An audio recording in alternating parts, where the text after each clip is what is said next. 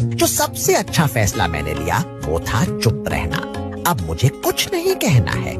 मैं किसी को यह साबित नहीं कर रहा कि मैं एक अच्छा इंसान हूँ और मैं कुछ ठीक करने की कोशिश नहीं कर रहा जिसे मैंने नहीं तोड़ा।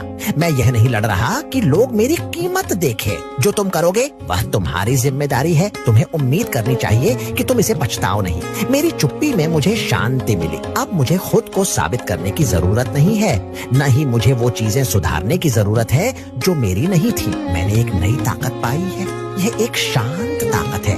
यह एहसास करने से आई है कि मेरी कीमत किसी और की पहचान पर निर्भर नहीं है।